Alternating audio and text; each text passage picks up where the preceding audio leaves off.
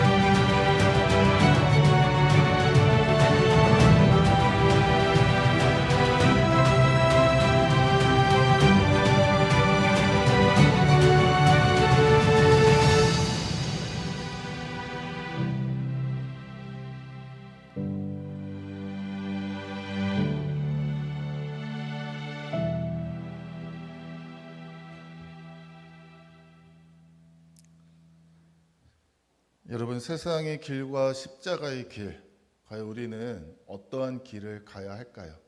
답은 정해져 있습니다. 우리가 이 고난 주간을 보내면서 우리가 마땅히 가야 되는 이 십자가의 길에 우리가 거룩하게 동참하기를 원합니다. 한 주간 우리 저녁에 준비된 우리 저녁 기도회에 여러분들 바쁘고 분주하고 힘든 일상을 걸어가시지만, 그러나 여러분들 꼭 참여하셔서 우리를 위해 걸어가신 그 예수님의 십자가의 길을 우리가 깊이 함께 묵상했으면 좋겠습니다. 또한 우리가 걸어가야 되는 그 십자가의 길이 어떠한 의미인지를 우리가 예수님의 일주일의 행적을 따라가면서 우리가 몸으로 체험하며 깊이 있게 묵상하는 그런 시간을 갖도록 하니까 여러분들 저녁 8시 꼭 기억하시고 그 시간에 함께 나와서 참여해 주시기를 바라고, 또 한 주간 새벽에도 여러분들 함께 나오셔서 십자가 주변에 있던 사람들을 하루하루 묵상하며 한 인물들을 만나는 시간들을 가질 겁니다. 그래서 새벽에도 저녁에도 꼭 시간 내셔서 함께 참여해 주셨으면 좋겠습니다. 그리고 이후에 맞이하는 우리 부활주일 새벽에 6시에 이 자리에서 우리 촛불 새벽 예배, 부활의 새벽을 함께 맞이하기를 바라고, 또 11시에는 함께 모여서 온 세대 예배로 드리겠습니다. 예수님의 무덤은 비었지만 우리 예배실의 자리는, 빈자리는 그날 다 채워질 줄로 믿습니다. 아멘. 그래서 우리 가족들 다 함께 나와서 예배 드리고, 또 우리 구역에 혹시 그동안 안 보이던 식구들 있으면 또 함께 초대해서 같이 함께 우리 부활의 기쁨을 함께 누리는 시간 됐으면 좋겠고, 또 2시에 있는 칸타타에도 여러분들 또 은혜 자리니까 주변에 많은 분들 초대하셔서 함께 귀한 시간 보내시기를 주님의 이름으로 축원합니다. 오늘 열왕기상 21장 17절부터 19절까지의 말씀을 가지고 말씀 앞에서 나는 이라고 하는 제목으로 함께 말씀 나누도록 하겠습니다. 여러분, 운전할 때 노란불이 내 눈앞에 보이면 여러분들 어떻게 하시나요? 네? 네. 어떤 차는 정지선 앞에서 멈추게 되고, 어떤 차는 가까마까 하다가 횡단보도까지 이렇게 지나가서 멈추게 되고, 어떤 차는 노란불이는 빨리 가야겠다 하고 그냥 슝 지나가게 됩니다. 같은 신호를 보고도 반응은 전혀 다르죠. 근데 여러분들 운전하시는 분들 유의하실 점은, 최근 대법원 판례에 의하면 노란불에는 멈추셔야 됩니다. 그냥 지나가다가 사고가 나면 신호 위반으로 책임을 묻게 됩니다. 아무튼 신호 앞에서의 선택이 결과를 결정하게 됩니다. 여러분, 말씀도 그렇습니다. 같은 말씀을 듣고 같은 말씀을 대하지만 그 말씀에 대한 반응은 다 다릅니다. 말씀 앞에서 어떤 사람은 멈추고, 말씀 앞에서 어떤 사람은 머뭇거리고, 말씀 앞에서 어떤 사람은 그냥 지나가게 됩니다. 왜 그럴까요? 오늘 본문에서 말씀 앞에 선 세 인물을 우리가 발견하게 되는데, 그 세 사람, 나봇, 아합, 이세벨, 이 사람이 어떤 반응을 보이는지, 이 말씀 앞에서 또한 나는 어떤 모습을 보여야 할 것인지 오늘 말씀을 통해 함께 묵상하도록 하겠습니다. 오늘 본문이 있는 이 열왕기상 21장에는 한 가지 사건이 기록되어져 있습니다. 아합 왕이 이스라엘에 있는 궁에 머물고 있을 때 그 궁 옆에 보기 좋은 포도밭이 하나 있었습니다.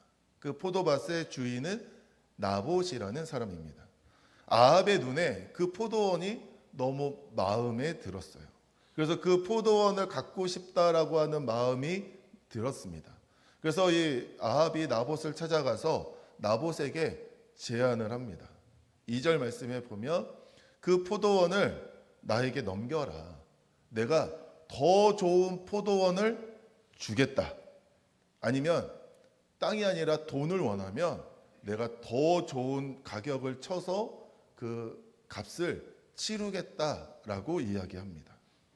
여러분, 조건을 보면 나쁜 제안이 아닙니다. 왕이 그냥 내놔라 할 수 있는데도 불구하고 그러지 않고 땅을 대체해 주겠다, 아니면 돈을 더 주겠다라고 하는 것은 어떻게 보면 좋은 거래죠. 그런데 나봇이 단호하게 거절합니다. 내 조상의 유산을 왕에게 줄 수 없다라며 거절해요. 이 이야기를 들은 아합이 집으로 돌아가서 근심하고 답답해하게 됩니다. 그러면서 이 근심과 답답함이 아합에게 병이 됐어요. 여러분, 사람이 갖고 싶은 것을 갖지 못하면 병이 납니다. 뭔가 하나 딱 갖고 싶다라고 하는 것에 꽂히면 그거를 가질 때까지. 근데 옆에 있는 누군가의 눈치를 보면서 만약에 사지 못한다면 그거를 그냥 사고 싶은 안달한 마음이 나서 정말 그것 때문에 그냥 병이 나는 마음이 생기죠.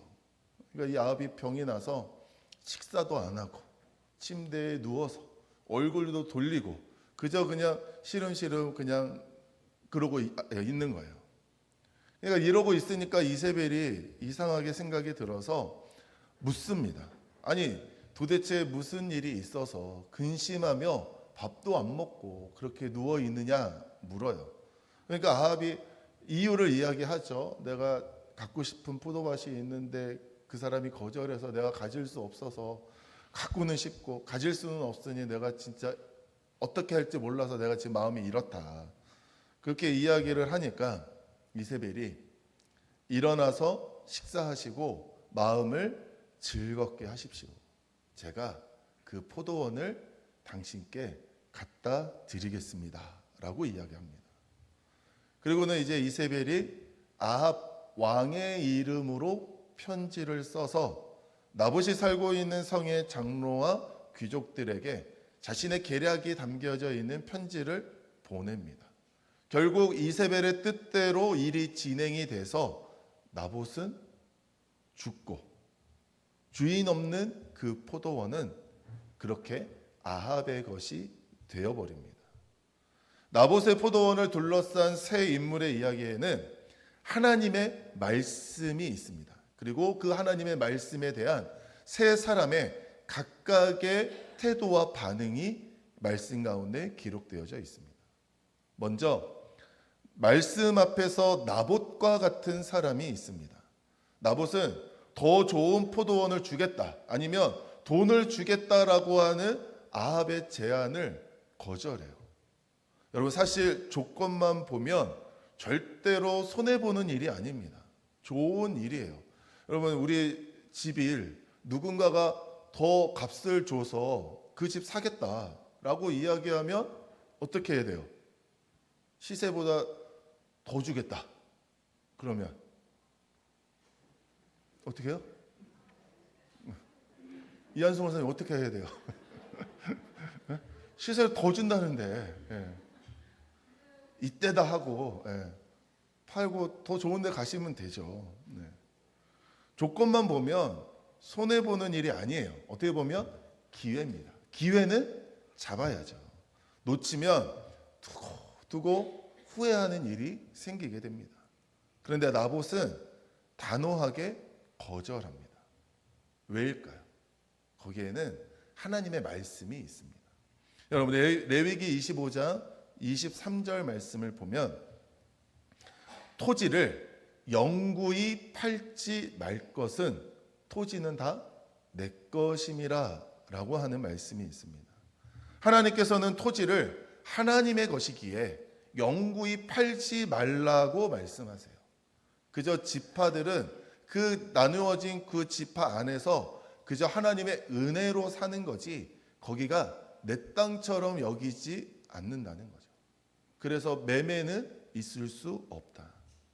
그러니까 아합의 그 제안이 나봇의 입장에서는 좋은 제안일 수 있지만 그래서 욕심도 나죠.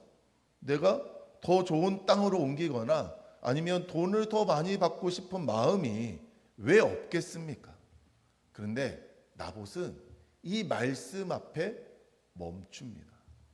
욕심이 있지만 좋은 기회이지만 더 나아가지 않고 말씀 앞에 멈춰서요.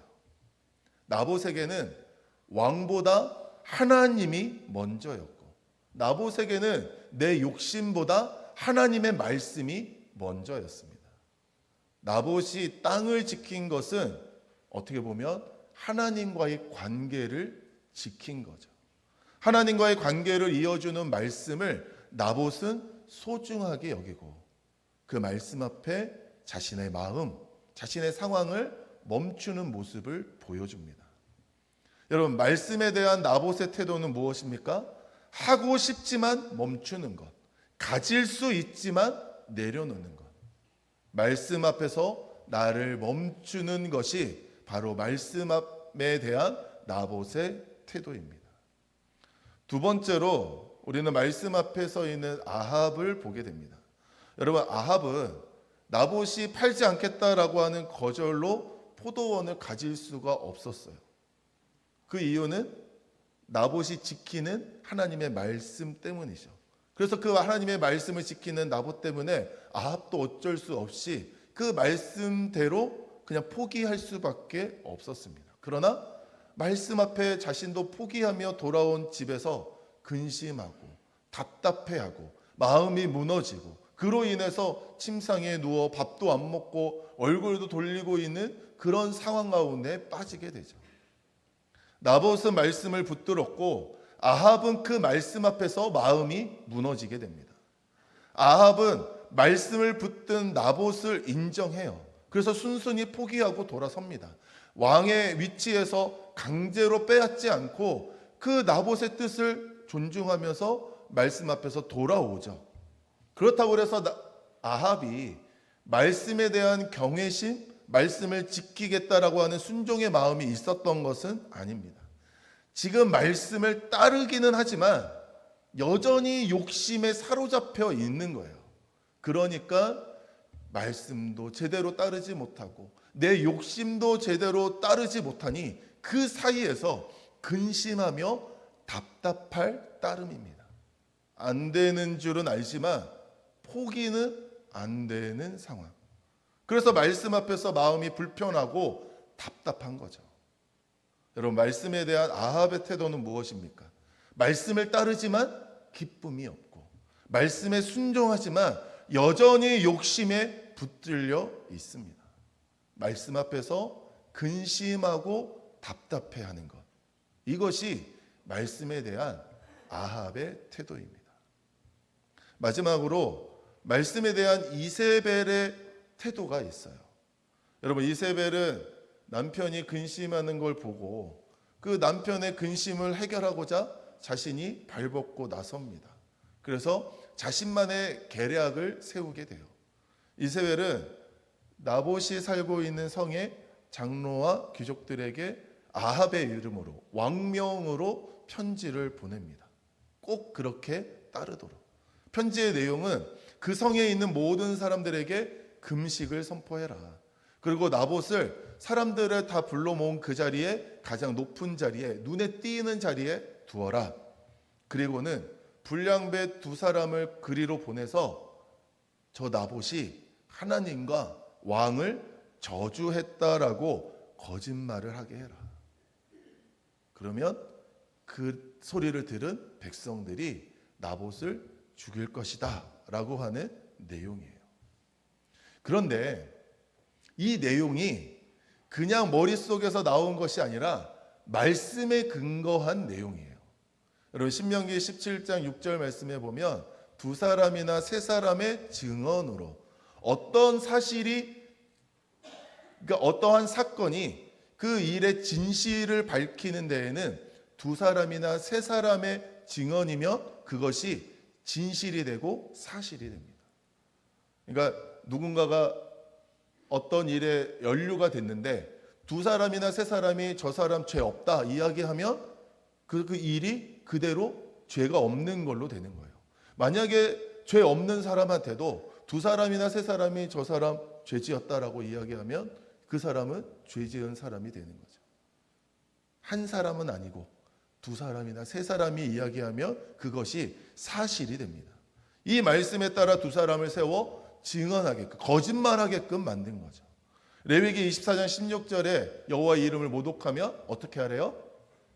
죽여라. 출애굽기 22장 28절에 백성의 지도자를 저주하지 말라. 그러니까 이 불량배 두 사람이 나봇이 하나님과 왕을 저주했다, 모독했다라고 하는 그 이야기를 들으니 그 주변의 백성들은 말씀에 따라서 저 사람은 죽을 죄를 지었다, 이것은 진실이다라고 여기고 그로 인하여 말씀에 따라 나봇을 죽이는 일이 생기게 된 거죠. 이렇게 보면 이세벨은 말씀을 모르는 사람이 아니에요. 어떻게 보면 말씀의 구석구석 있는 내용들을 너무나도 잘 알고 있는 사람입니다.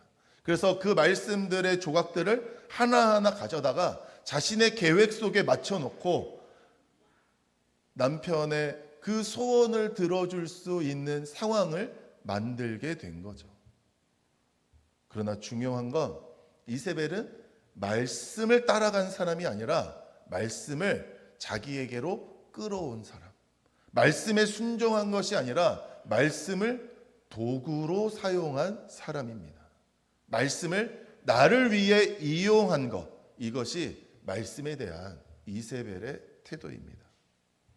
여러분, 우리는 지금까지 말씀 앞에 선 세 사람의 태도를 살펴봤습니다. 말씀 앞에서 나봇은 멈췄어요. 내가 하고 싶은 게 있고 욕심도 나고 좋은 기회라고 생각했지만 그러나 그것이 하나님의 뜻이 아니기에 그 앞에서 멈추게 됩니다. 또한 아합은 말씀 앞에서 흔들렸습니다. 말씀을 그가 존중하며 지키고자 하는 마음이 있었던 것은 아니지만, 그러나 억지로 할 수 없는 그런 상황 때문에 근심하며 답답해하며 말씀을 지키면서도 불편한 마음을 가지고 있는 거죠. 또한 말씀 앞에서 이세벨은 그 말씀을 자기의 뜻을 이루기 위한 도구로 이용하는 모습을 보여요. 그 조각조각들을 모아서 나봇을 죽이는 계획 가운데 하나님의 말씀을 이용하는 모습을 보이게 됩니다. 여러분, 이러한 세 사람의 모습이 오늘을 살아가고 있는, 말씀 앞에 서 있는 우리의 모습이기도 합니다. 여러분, 어떤 때는 우리가 나봇처럼 말씀 앞에 순종해요. 기쁜 마음으로, 정말 좋은 마음으로 말씀 앞에서 나의 모든 것을 다 내려놓고 정말 주님의 뜻에 순종하는 모습, 나봇의 모습으로 살아갈 때가 있어요. 그런데 또 어느 때는 아합이 됩니다.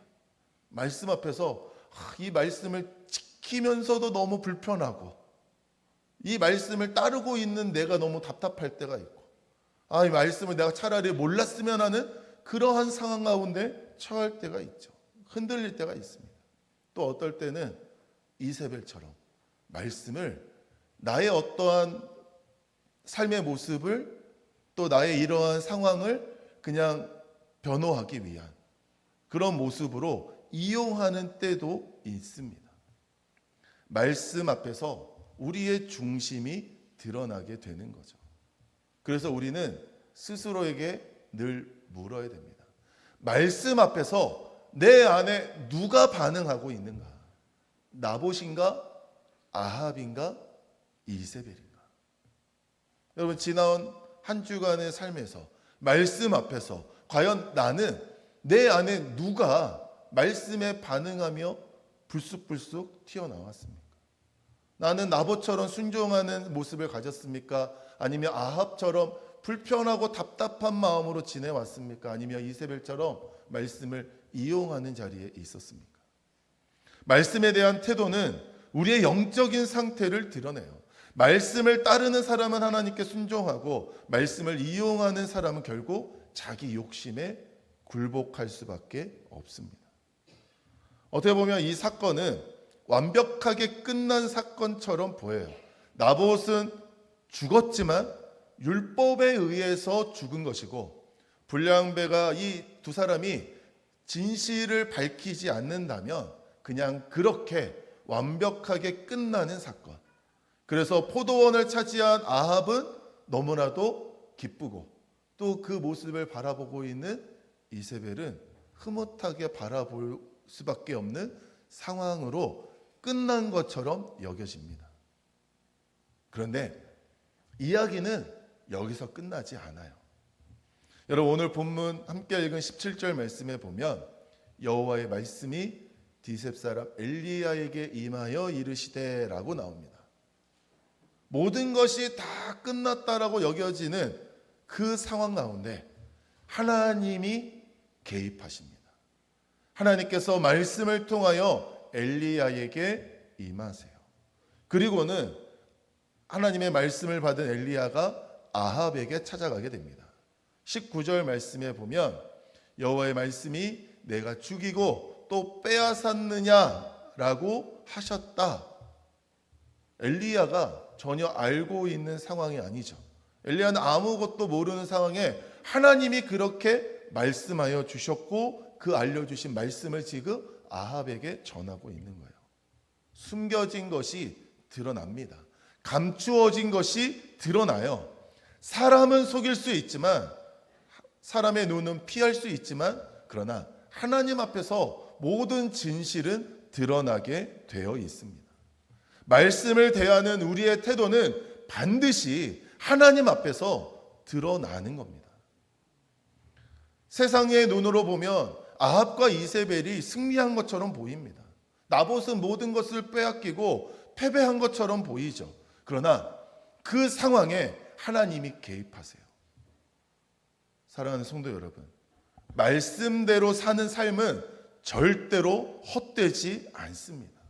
말씀 때문에 손해보는 것처럼 보여도 하나님 앞에서는 결코 손해가 아닙니다. 사랑하는 성도 여러분, 오늘 우리는 우리의 삶을 돌아보기를 원합니다. 우리의 삶 속에서도 이런 순간들이 얼마나 많이 있겠습니까? 우리에게는 수많은 하나님의 말씀이 주어져 있고 또 하나님의 말씀이 깊이 우리 가운데 다가오게 되죠. 그런데 그 말씀 앞에서 과연 나는 어떻게 반응하며 어떤 태도로 살아가고 있느냐는 겁니다. 예를 들어 누군가 나에게 깊은 상처를 준 사람이 있어요. 어떤 이유가 돼서든지 간에 그 사람 때문에 너무나도 큰 상처를 받았고 너무나도 깊이 무너진 마음이 있었고 또 그래서 그 상황을 또 그 사람을 생각하며 너무나도 억울하고 분하고 화가 나고 계속해서 생각이 나서 잠도 안 올 지경에 이르렀습니다. 그런데 그때 하나님의 말씀이 눈에 들어와요. 용서해라. 사랑해라. 여러분, 그 말씀을, 내가 그 상황에서 그런 말씀을 들을 때 과연 우리는 어떻게 반응하겠습니까? 어떤 사람은 그 말씀을 붙들고 용서합니다. 사랑합니다. 나봇의 모습이죠. 근데 어떤 사람은 그 말씀 때문에 더 힘들어요. 말씀대로 살고는 싶은데 말씀대로 살지 못하는 나의 모습 때문에, 아니 결코 용서는 할 수 없는데 이렇게 말씀하시는 하나님 때문에 답답하고 더 혼란스럽고 더 불편한 마음을 갖게 됩니다. 어떤 사람은 오히려 다른 말씀을 펴들어요. 눈에는 눈, 이에는 이. 이세벨처럼 말씀을 이용해서 철저하게 복수합니다. 여러분, 말씀은 우리의 반응을 드러내요. 같은 말씀이지만 순종하는 사람이 있고 머뭇거리는 사람이 있고 이용하는 사람이 있다는 겁니다. 여러분, 그러므로 우리는 늘 말씀에 대한 올바른 태도를 가져야 돼요. 말씀을 지식적으로 아는 데서 머무는 것이 아니라 그 말씀에서 한 단계 더 나아가서 말씀에 순종하려고 하는 삶이 우리 가운데 있어야 돼요. 여러분, 말씀에 순종하는 삶이 있기를 바랍니다. 말씀 앞에서 올바른 태도는 그 말씀을 읽고 아는 것에서 멈추는 것이 아니라 그 말씀을 받아들이고 내 삶을 통하여 드러내야 돼요. 하나님 말씀에 대한 가장 좋은 번역은 내 삶을 통하여 나타내는 거예요.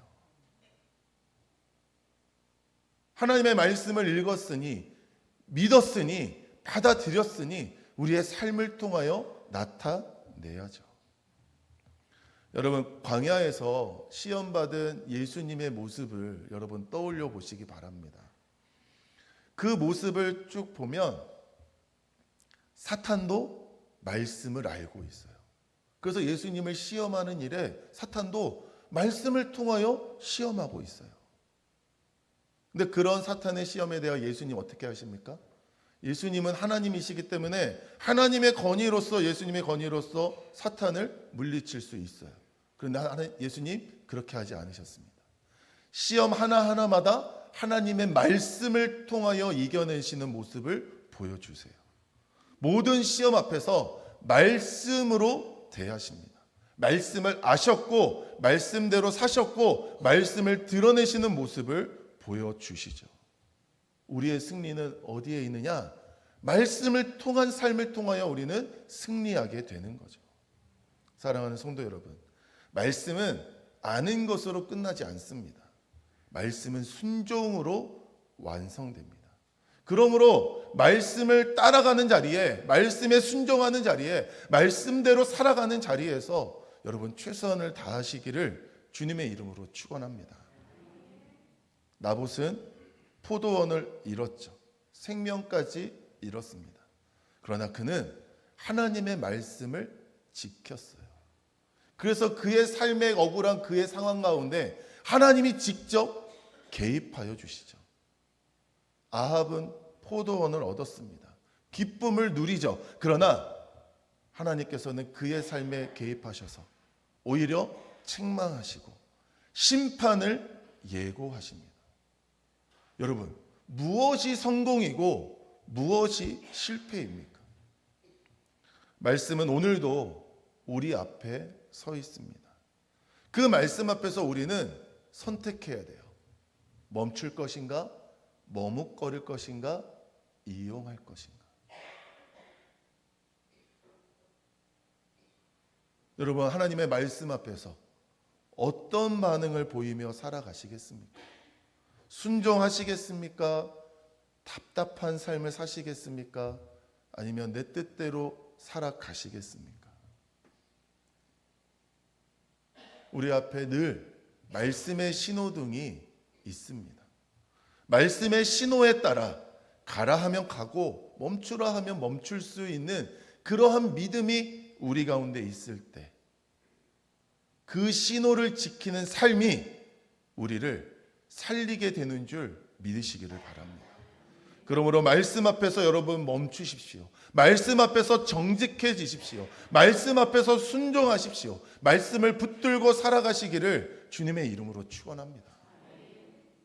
아무도 없는 밤에 내 눈앞에 신호등이 빨간불이 있다 하면 그 빨간불의 신호를 지키며 가만히 서 있을 수 있는 모습이 여러분 우리의 모습이어야죠.